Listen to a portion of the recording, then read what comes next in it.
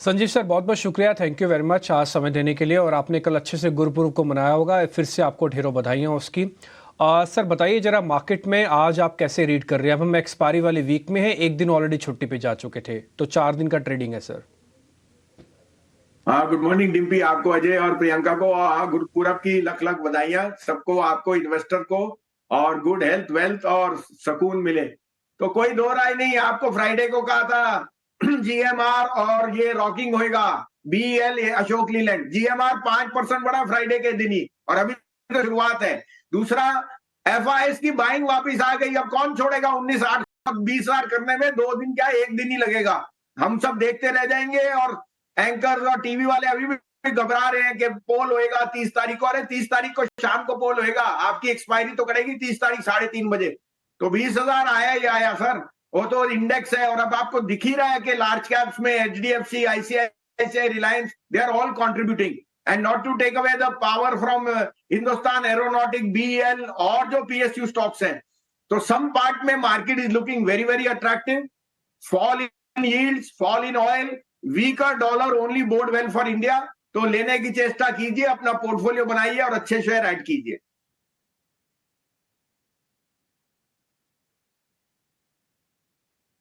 बिल्कुल बिल्कुल तेजी की तो बात आप काफी समय से कर रहे हैं संजीव जी। स्टॉक्स भी आपने कई सारे बताए, इस हफ्ते के लिए आप कौन से स्टॉक्स हैं जिन पर नजर होगी? प्रियंका जी, पहली बात तो यह है, 1000 पॉइंट बढ़ा इंडेक्स, 1000 पॉइंट। और ये आपको बता दूं, उस समय 18,800-900 पे you have to be confident and you have to be convictional that I have to make money। 1000 point आपको निफ्टी पे मिल गया, तो इससे ज्यादा आपको क्या चाहिए? कौन सा महीना है जो ऐसा गया है? और अभी भी लोग बाग उस पर यही टिप्पणी करते हैं कि ओवरबॉट, ओवरसोल्ड। मैं तो कह रहा हूं 20,200 भी एक नंबर है। फ्राइडे की शाम को जो भी होएगा, because of the pre exit poll, ये सब एक टेम्पररी चीजें हैं। Globally there is a very big rally which is taking place. The US markets have been on a roll। और मुझे लगता है कि incidentally weakness in dollar, weakness in bond yields all bode very well for emerging markets। तो मैं आज की date में दो पिक्स जो हैं वो ये है, पहला है New India insurance. New India insurance is going to be riding the way, because आप देख रहे हैं private insurance are on the yields curve is are seeing huge incremental income on their portfolio. और मुझे लगता है प्राइवेट इंश्योरेंस, पब्लिक इंश्योरेंस को valuation की बहुत कंफर्ट है।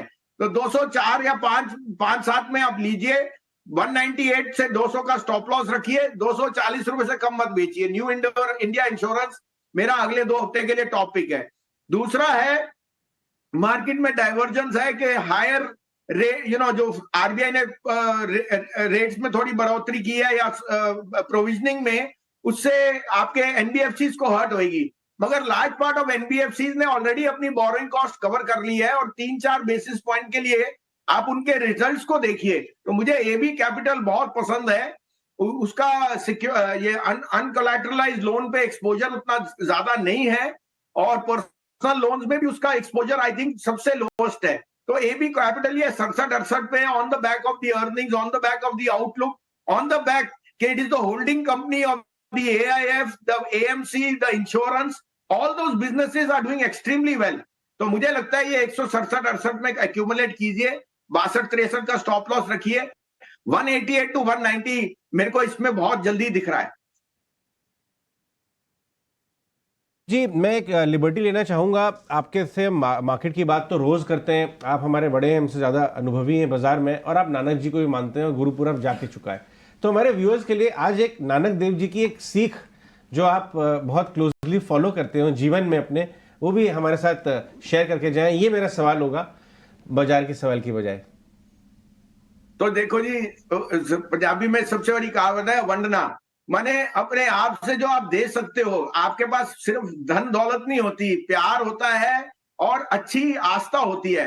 गुरु नानक जी ने क्या किया? उन्होंने क्या, चक्को और वंडो, माने आप चक्को, खिलाओ पिलाओ, मैंने जो आप दान सेवा कर सको वो आपके मन से होती है। सेवा का भाव आप में अच्छी एज के साथ और बढ़ना चाहिए। अब हम तो ज्ञान बांटते हैं, कई लोग उस पे मिलाते हैं, कई नहीं, लेकिन हमारी चेष्टा यही है कि आपको हम कुछ ज्ञान दे सकें with age, maturity and with experience. The biggest gift is giving something from yourself, from your heart. बहुत बढ़िया बात कही। और आप भी आपके अनुभव और ज्ञान से लोगों को फायदा भी होता है, तो आप अपनी सेवा कर रहे हैं, जन की सेवा अपने हिसाब से, नानक देव जी की सीख के हिसाब से। बहुत बहुत शुक्रिया जुड़ने के लिए, आपका दिन शुभ हो। आगे बढ़ते हैं। एक फंडामेंटल तौर पे मैं आपसे एक बात करना चाहूँगा। मैं ऑब्जर्व कर रहा था ये चीज़ जो मैं बताने जा रहा हूँ कुछ दिनों से, लेकिन मैं टिप्पणी नहीं कर रहा था क्योंकि हमें ओपिनियन तुरंत फॉर्म नहीं करनी चाहिए। पहले ऑब्जर्व करना चाहिए कि किस तरह से चीज़ें बदल रही हैं और उसके बाद टिप्पणी करनी चाहिए। और वो एक स्टॉक है रेमंड।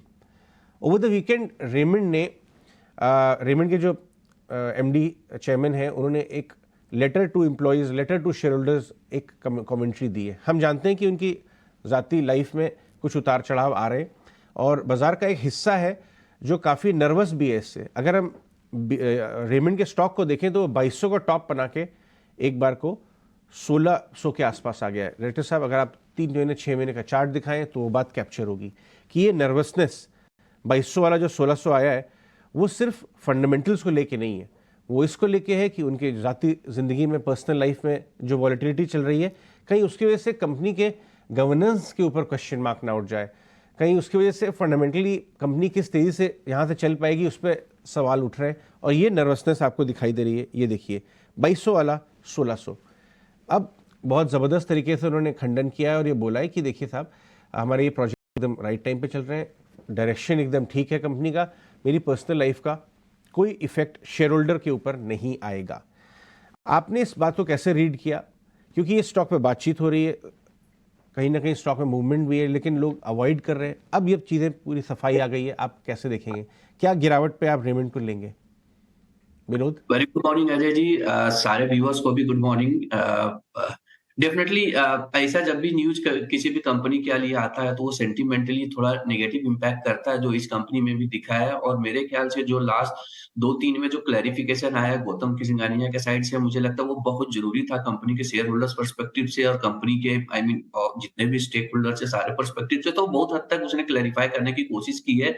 स्टॉक नो डाउट गिरा है, बट मुझे लगता है कि इस समय उनकी निजी चीजों को थोड़ा सा नजरअंदाज करते हुए जो कंपनी के जो बेसिक फंडामेंटल को समझे, चाहे इनके टेक्सटाइल बिजनेस हो या फिर इनके कंज्यूमर बिजनेस हो या फिर मोस्ट इम्पोर्टेंटली जो इनको ऑफलेट जो इनके जो रियल एस्टेट डिवीजन में जो ट्रैक्शन आया है, मुझे लगता है इन सारे बिजनेसेस को देखे तो उसमें बेहतरी दिखाई दे रही है, जिसकी वजह से नो डाउट अगर मैं 1 महीना या 15 दिन का अगर ये स्टॉक परफॉर्मेंस को लिखा दो तो स्टॉक 15 दिन का पहले स्टॉक काफी अच्छे की थी, राइट। उस स्टॉक जो फंडामेंटली अगर मैं और भी देखूं तो स्टॉक जो कंसिस्टेंटली लास्ट 3-4 क्वार्टर से 20% के ऊपर में जो रिटर्न रेशियो डिलीवर कर रहा है, मुझे लगता है फंडामेंटली बहुत अच्छा शेप बना चुका है। और अगर यहाँ से थोड़ा और करेक्शन होता है तो मुझे लगता है कि ये अभी वैल्यूएशंस के अगर हिसाब से जो टीटीएम पे आपको सिंगल डिजिट अर्निंग्स पे मिल रहा है, तो मुझे लगता है वैल्यूएशन के हिसाब से भी काफी अट्रैक्टिव मुझे नजर आ रहा है कंसोलिडेट लेवल पे। तो इन्वेस्टर कहीं ना कहीं इस पे ध्यान दे सकते हैं, but I think it's sort of मुझे लगता है बहुत हद तक इस स्टॉक में जो करेक्शन हुआ मेरे हिसाब से ओवरडन हो चुका है। ठीक है, डन सर। आपकी बात में सारा कुछ आपने बताया ऑलरेडी, इस पे हम कुछ और वैल्यू एडिशन नहीं डेल रहे। तो ये रेमंड्स को लेकर एक चर्चा